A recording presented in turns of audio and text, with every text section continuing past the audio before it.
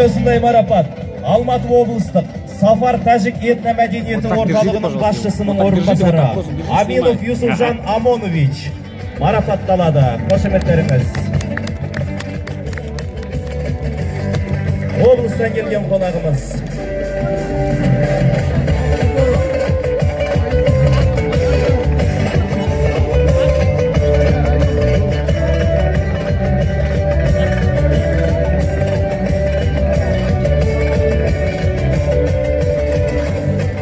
Көп рахмет, марапаттарыңыз құтты болсын.